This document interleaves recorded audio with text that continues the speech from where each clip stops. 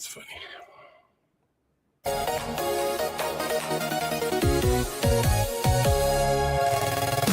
I keep my word to myself, show up and make a difference, living in a state of flow. I get stuff done and I have fun. It's my time and I'm the one, I'm strong. I keep growing, I take life on and I keep going. So wake up and say why not me? Believe in possibility and stay open to the magic every day. Welcome to the Business Renovator. Hi, I'm your host, Coach Phil, and today we're going to talk about from Toyota engineer to executive coach, Billy Fischer's leadership journey. Happy Friday, everybody. Thanks for being here. If you're live in person with us, great to have you here. If you're catching us on the replay because you're busy working, head down, ass up, kind of sort of thing, that's okay too, because we have this in a number of different platforms, particularly YouTube. So subscribe to my YouTube channel, The Business Renovator, on YouTube. Like, share, and comment. Helps get the messages out there. You just never know what one little tiny nugget could be something, be like a kaleidoscope that can make a shift in somebody's life. You just never know who you can help. This goes around the world, around the globe. We've had guests all the way from Australia, the UK, the US, Canada, Africa, a variety of different locations. So you just never know. So if you want to help somebody without any strings attached, share this show with them. So without further delay, we hope today, maybe that'll come, why I'm laughing and snickering about that might come out in the show. I'm not sure. But hang on while we get our act together. So my guest, Billy Fischer, is a certified focal point coach. And just like I thought would happen with today's technology, it's crazy. I'm going to go off camera for a minute. Just hang on. Where did it go? It's not going to work. Oh, there we go. He's an executive coach helping business owners and senior leaders turn complexity into clarity through disciplined execution and human-centered leadership. Before coaching, he spent 12 years at Toyota, leading engineering teams on globally reaching projects with the world-class innovation shaped by the Toyota Principles and the Kaizen mindset. He lives in Columbus, Indiana with his family and serves his community as a volunteer leader with the Alzheimer's Association at St. Bartholomew Catholic Church. Without further ado, and maybe I'll stop laughing here soon. I'm not going to guarantee that, but anyway, let's bring him on up. Push this magic button. He gets added to the show. Welcome, Billy. Thanks for your questions, buddy. Phil, thank you so much for having me and for the introduction. And I think we're going to work through these technical issues. And if we have to keep laughing about it, let's bring it on. I think one of the things to get through life is to have a sense of humor and to laugh about what shows up. Not the awful, horrific things. I don't think we should laugh about that. But when we apply it to just general life, why take ourselves so seriously? It is a great point. And I try to laugh as much as I can, because sometimes, it's just amazing what life will bring in front of you. And if you can't laugh at it, then you're going to struggle through it, I think. I totally agree with that. So a sense of humor can cure diseases. I don't know if he was a doctor, but Norman Cousins wrote a book, and he was battling cancer. And he added humor. I'll try and tell a story that I recall from that. He was in the hospital, and he didn't like the we nurse. Hey, we should eat our breakfast, and we should take a shower, and we should do. She didn't go and have a shower with him, and she didn't have breakfast with him. It's just her way of communicating with him. So for a sense of humor, she came in and says, "Oh, I see we haven't done our urine sample." He says, "Oh, just a minute. Let me do that." So she left and came back, and he had an apple juice container with apple juice in it. So he poured that into the urine sample. And so it gets funnier now. She says, "Oh, you're a little foggy today." He says, "Wait a minute." He took the lid off of it, and he said, "Let me see if I can clear that up." He drank the apple juice. It wasn't urine; it was apple juice. Anyway, Right. Oh my goodness. so that was his way of dealing with his awful health challenge, and that helped him survive it. So I think he has a book. Well, I know I don't think I know he has a book because I read it, and it's all about using humor to change the state of mind. I love that. So, what's one thing that happened, or I like to do whiffles, what I feel like sharing. Okay. So, and what I mean by that is maybe somebody gave you a compliment or acknowledgement, or maybe you saw something shift because of the work you're doing with somebody Mhm. in association. Just one little nugget that you'd like to share. Because there's a Dr. Ben Dura said we go through our successes way too lightly and way too quickly. So, this is a chance to start the show on the right foot. Okay. I can take you way back if you want, because I think Yeah, go as far back as you want. I've been blessed in life to be around some really great leaders, and some of the most profound ones that I've met came from like a brief like pre-Air Force career. My goal was to be an Air Force pilot when I was coming out of college, and unfortunately, just circumstances dictated that that wasn't going to be my path anymore. I was medically disqualified, but in training and in I think in my sophomore year in college, my flight commander he pulled me aside and we had a separate meeting. We were talking about performance, and he wanted to give me this bit of feedback that absolutely like rocked me because it came from a place that was a complete blind spot.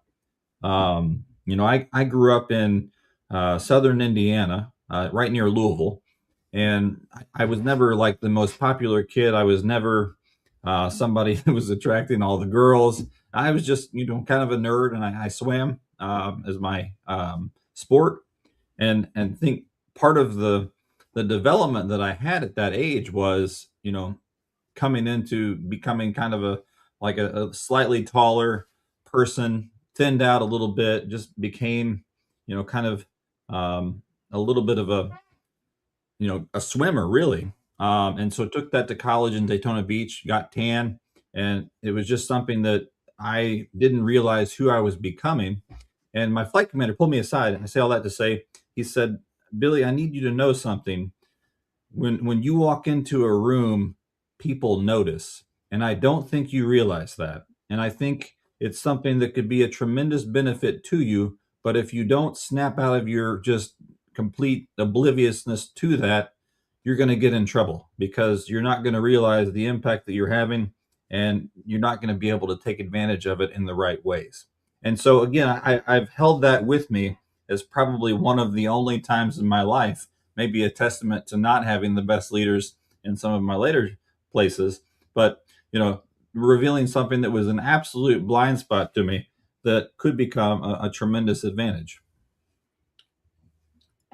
That's powerful. And it ties in with what we're talking here, leadership journey. So that's part of it. So I appreciate that. One thing I like about Toyota is, well, I sold Toyotas on the floor at Nice. the dealership for a while. Uh-huh. And I have a nephew who is a really good mechanic at a Toyota dealership here in our local marketplace. But what I like about the Toyota thing is that they came into the market with tin cans made out of aluminum and all that kind of stuff way back when. So there was an American went to the Japan. I forget his name. You could correct me, but it was he introduced them to Kaizen, and Yes. they were able to take small incremental improvements and give permission. And you can correct me if I'm wrong because you're an expert. I'm just an observer. And stop the line in the manufacturing process if they saw something that was out of whack. Whereas in the North American manufacturing process, they wouldn't allow them to do that. That's why we ended up, I believe, with Monday cars, Wednesday cars, and Friday cars, because of that kind of different philosophy. They were the American marketplace, Canadian, and I'm talking about North America. Yep. Was like bases are loaded and grand slam home run is what they were trying to do in one big swipe. Whereas the Japanese made small incremental improvements, Kaizen, that helped them. What did they do? They captured market share. They're the leader in automotive technology, not just at Toyota anymore, but Toyota was certainly one of the big players in that space.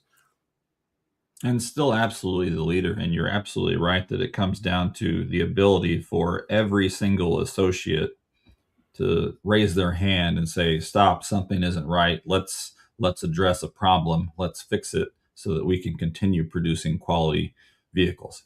And so, that's something that goes into the office space as much as it does the shop floor. It's about respect for people and making sure that we can elevate all of the ideas, right? So Toyota is very much a learning environment. They hold learning and that continuous learning model in very high regard, and want every individual to be able to contribute to ocean projects and deliverables and ideas, right? It's all about how do we surface from every level of the organization the best ideas and choose the ones that we want to prioritize. Yeah, I love that. I was going to say some things, but some things are better left said unsaid. So I'm not going to talk about the one idea that came to mind. But you did remind me about also another.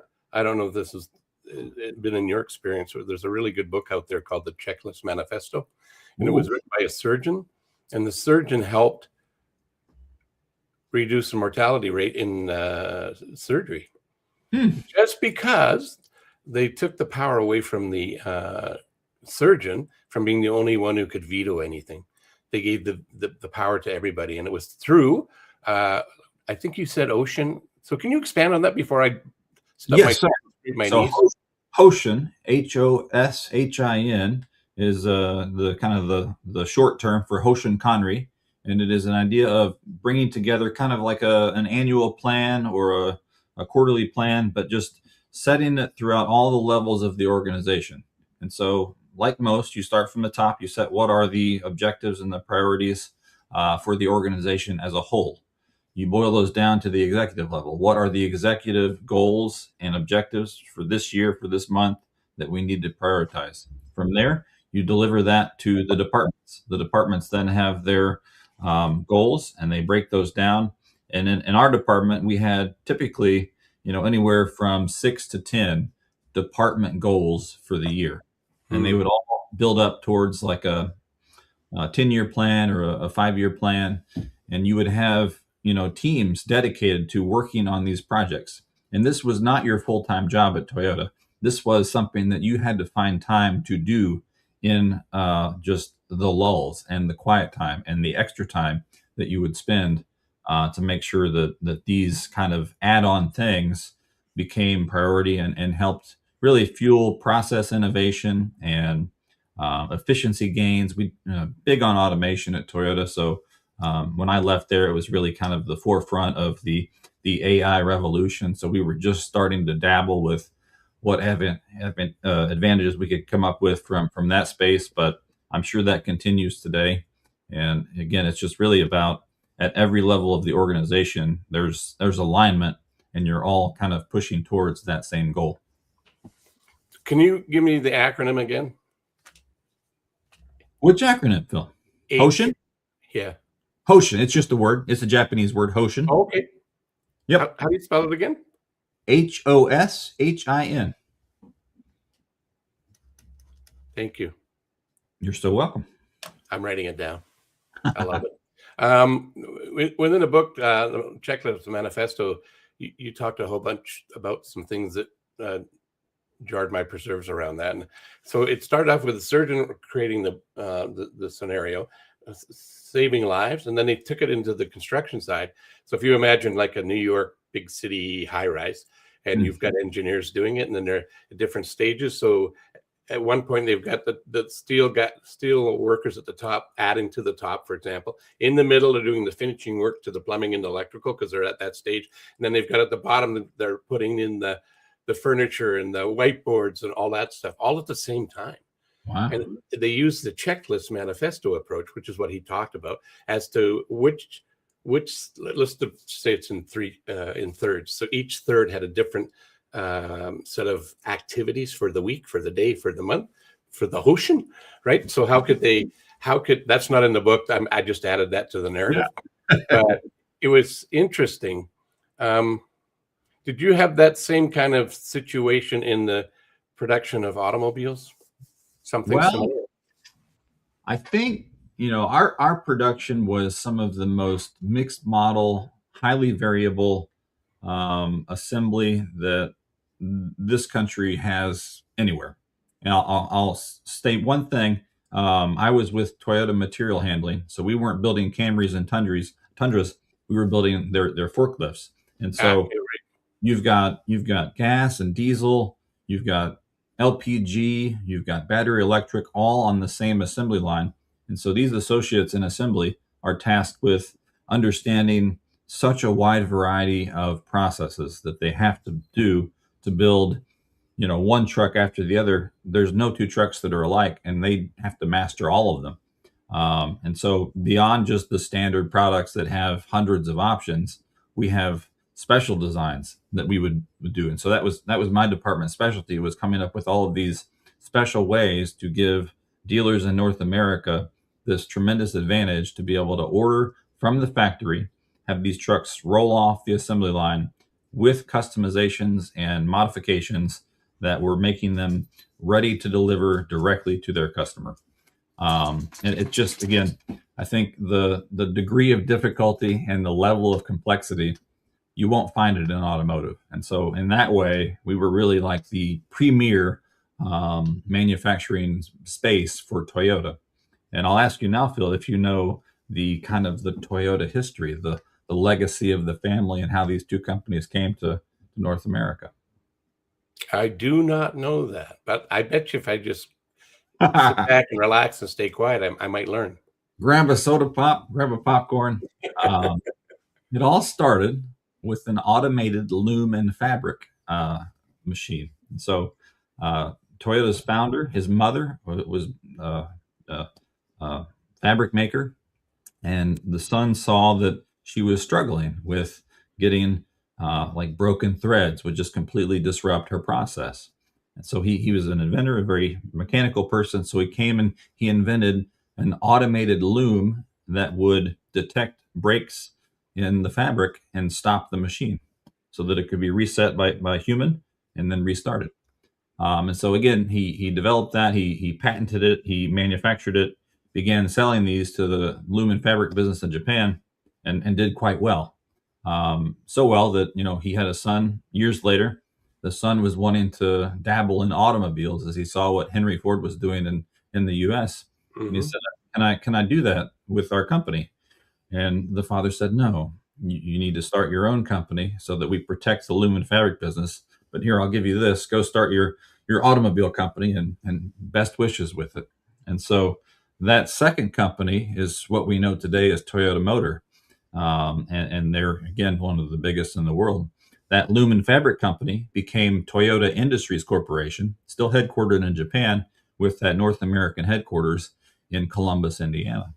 And so the two companies today are not that well connected. They're shareholders in one another's company in Japan, but in North America, like, we have very little in common. I think we share a Microsoft tenant, but beyond that, there's nothing that really connects the two organizations other than the name Toyota. I did not know that, and I don't even know if AI would have known that. I might check it to see if it did. You don't always need AI to get the answer, although I find that AI has been very instrumental. So we're not here to talk about AI. We can learn about AI all over the place. Yes. What I would like to ask now is, with that experience you just shared and the passion you have from where you cometh from, yes, what is it about what is it that drew you, and why do you do executive coaching? Yes. So, it boils down to something that, I always held true as a leader at Toyota. It was about, helping people, and about, making people better, multiplying their efforts, and trying to get the absolute best from them. And so that started for me, not at Toyota, not in the Air Force, but as a swim coach, right? I was a coach of a 100+ kid team. And, we went on to win a championship. That's kind of neither here nor there, because we just had more kids than everybody else. It wasn't my coaching that did that. It was just a matter of volume. But even still, some of my favorite memories are from coaching and coming up with workouts and seeing the progression and the growth of young swimmers that are learning the techniques of the stroke. I'm very much a technique person. maybe more so than a process person even. But I think if you can master technique, you can become absolutely successful in anything you do. And so, I carried that same mentality, that same mindset into Toyota. I became kind of the visuals person in our department, and crafted internal branding and internal professional quality documents and procedures and processes. And so again, I found myself at Toyota just a little bit kind of handcuffed. I didn't have the best mentors. I had to seek my own mentors out there.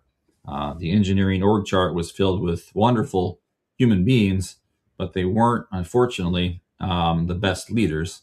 They weren't, the most inspiring leaders. And so I went into Toyota. It was my first engineering job out of college.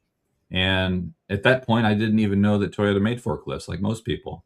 But, coming from an aerospace engineering background, wanting to, work on jets and be with the cutting edge technology, a forklift was very much the opposite of that, right? It's not stealth. It's not something that has lift or thrust. It's a forklift. It's an industrial. Wait a minute. I'm going to defend that poor defenseless forklift. It does have lift. It's even in its name. It's Not forklift. it does. You're right. It absolutely has lift. That's its specialty. It's in the name. I meant lift to get off the ground. I know you did. But so, I think there were some concessions made at that point in my career of like, well, maybe I'm not working on exactly what I want to, but I'll find the passion in it, and I'll do the best that I can with it. And again, I just kind of ran to the end of that rope. I would tell people at Toyota internally that, I've been here 11, 12 years. If I can't change the place in 20 more, I'll find a new place to work. That was just something that I would repeat, and I kind of believed it. But then it had to go, had to change that. And so I tried to start my own engineering consulting company when I left there in February of 2024, and I just banged my head against the wall for 6 months. Couldn't get a door to open, couldn't get an opportunity. I think my portfolio was all inside Toyota's walls. And so I couldn't find that anyone would take a gamble on that, not knowing what I could give them. And so again, I was just starting to put my resume back out there, decided that maybe I need to go back and find another corporate engineering leadership job and just get back into it that way. And a franchise consultant reached out to me and got to know him, and we worked together for a couple months, and he put 3 proposals together for me as far as what franchises might work in the Columbus, Indiana market. One was Lawn Doctor, so lawn treatment services. Award-winning franchise. I give them all the credit in the world. They're a fantastic company. All the people I met there were terrific. But I told the vice president of development that I was talking to, I said, I just can't imagine myself owning a lawn treatment services company. I'm sorry. He's like, don't be sorry, but I'll be honest, that's probably as far as the conversation needs to go, because if you can't imagine it, then it's not going to happen. Exactly.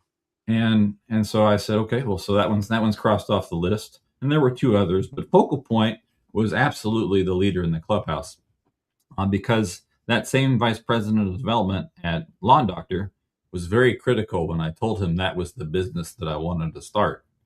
He said, that's not a business that you can ever create equity with. You're incorrect for choosing this as something that will change your life. And I thought about that, and he's a little right, unless my son just happens to grow up and have some time in industry and grow and then want to take over the business. It's not a business that I can pass on. But what it does do, Phil, and I've been at it almost a year and a month now, it lets me be innovative and creative in a way that lawn treatment services and a lot of other things don't let you do. And that was absolutely essential to me, right? And so one of the first things we do in certification is hold up our core values. What are the core values that are most important to us? And so thankfully, there was so much overlap between my own and what Focal Point was prescribing for what it takes to be a successful coach. So it was, something that we kind of as a family we pushed all the chips in for this. I didn't come from a executive background. I hadn't risen that far in the organization. I don't have millions of dollars just stashed away that can feed a new business. It's just like we'd sold a house right in 2023, and so we had a little nest egg from that. But other than that and our retirement savings, this was it. So we're pushing all in. I've got to start this business and make it work so that I can continue to provide for my family.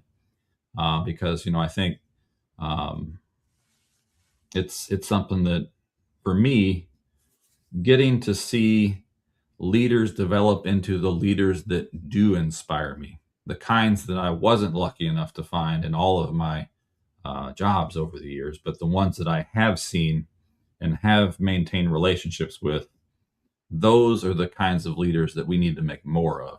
And so that's something that I did last year was I started my own podcast, and again, inspired by what you're doing here.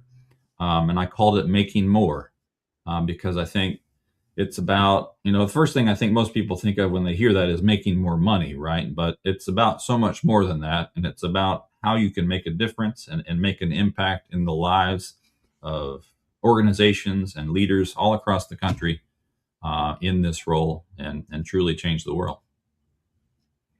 It's very cool. I want to shift gears now, and I want to point our vision to you more. Oh, okay. Watch this as I duck behind my camera. That's why I'm doing what I'm doing. There we go.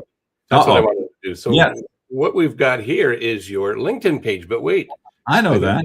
I need to make this a little easier on everybody trying to find you. You might want to talk about that as I go find what I'm looking for. Okay. Well, you might first notice that header image, and that might be like a strange thing for you. You might not understand what all of those letters and words mean. So I can decode that for you. It's always a conversation starter. Again, I mentioned that I was kind of the graphics guy and the internal branding guy, but I was a part of leading the value innovation group at Toyota. And so that's a name that comes from the same office in Japan, in Takahama, called the Value Innovation Office. And it's really, imagine a design engineer has all of these responsibilities, but they're not like the normal, you're designing the product, you're doing part drawings, you're doing everything else. Imagine everything else that goes into it. So standards administration, technology, the PLM system, just all of the technical things that go around and revolve around the product design. And then we threw in regional option development and things like that. And it made up a group of engineers, the most senior engineers in the department, that were all focused on these kind of just keep the lights on functions. So value innovation, that's the left VI that you see on the far left. And then you have the word greed and a globe. And you would think that greed is 100% a negative thing. Like nobody is going to admit that they're greedy. Greed and corruption in this world is everywhere, but you won't find a lot of people admitting it. And so when I was at Toyota still, we had an internal network that I had a place in. It was just really friends and colleagues that had been there a long time, and we're trying to chat about things at Toyota that we think need to be better. And just one day, someone named the chat GREED and shared that that's an acronym for Globally Reaching Engineering and Evaluation Department, because we had engineers from all over the country, including Japan, and we had people in not just engineering departments, but testing departments. So it kind of made sense for us. And so anyway, that was just a spark for me to say, oh, I can come up with more internal branding for that. And so I made this little artistic badges. And so we had our little kind of secret organization within the Toyota walls. And when I left, I knew that nobody at Toyota knew about that. And I wanted to make that my own. And so the first day I left, I bought the domain greedinc.com. It still stood up if you want to go see it. But we had that logo and kind of that branding to go along with it. And that's where I tried to bang my head against the wall for 6 months as an engineering consultant, carrying that name and brand with me. I think maybe that was part of the reason that nobody opened their door for me. So what I like about the greed is it's a pattern interrupt. It's a conversation stimulator. And Yes. moving right along. So I jumped off there before You're fine. but I mean, it jumped off there before I positioned it. So if you're watching this, you'll see the link in there. Go check them out. You can go on LinkedIn and follow them, message them, find out more about them. This is just an intro. And then I'm going to put up your website. Also, just another place where people can find you. There's lots of content in there. I have something similar because I'm part of the same organization. But my passion is different than yours. I'm not an engineer. I don't even have a degree. So this is about helping people find somebody who can help them wherever they are in life. And the Business Renovator is all about helping people renovate their businesses, not the walls physically, although that could be part of it. It's not what I do, but similar to Billy, we're there to help you get out of your own way, to keep your feet to the pavement, to walk through the fire without burning your feet. I don't do fire walks, not what I mean. It's a metaphor to stay on the road and stay congruent with what you say you want to do, and don't let the inner saboteurs knock you off the path. On that note, I'm going to ask you, as I bring us back to the two of us, what's one thing that if you were to, I mean, you've passed on a lot of great stuff, but if there's one thing that you could put into a 30-second infomercial that would stick with people today, well, not everybody, but would resonate with a few, what would you want to share with them? Am I sharing it for just to spark an idea in them, or to give them something to build? Yes. I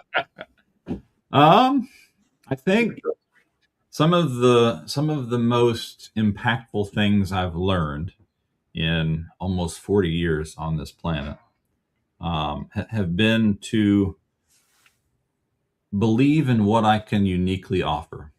I think all of us are unique in many ways, and all of us are bringing a lot to the table from all sorts of things, but especially with one of the phrases that you have beneath my picture here is mental fitness. And I think when it comes to mental health and just overcoming obstacles in life, you're not going to do that without mental fitness. And so building good habits, journaling, listening to music, and for me, swimming, can just make sure that you have a chance to reset and just have a clear thought the next morning. So I think don't doubt your uniqueness, and find ways that you can be valuable to others. That's more than 30 seconds, Phil, but that's what I know, but that's all right. I'll forgive you. Anyway, I want to thank you for being an esteemed guest and fellow colleague, and I wish you all the best in your career and your future endeavors. And again, thank you for being on the show today. The Business Renovator and the Value Innovator. Phil, it's been a great pleasure. Thank you, sir. All right, man. Talk to you soon. So that ties right into how I like to land this. Now I'm just going to go find the other piece that I have here. And it's right. Oh, that's not it. Hang on. It's not playing nice. There it is. Here's what I wanted to share. Wrong side. Look at that. The you. See where my finger is? You're unique. We're all wonderful. We're all unique in our own way. So dance to your tune, and don't leave this earth with your music still inside you. I think that was from, I forget the name of the author, but she was telling us many of us do end up leaving this earth with our music still inside of us. So you are unique over here, and the you represents you and your uniqueness. So go out and be your unique self. Continue to be yourself. I'll see you on another episode of the Business Renovator shortly. Until then, I'm Coach Phil. We'll see you all later. That's it for another The Business Renovator. Keep your word to yourself. Show up and make a difference. Living in flow.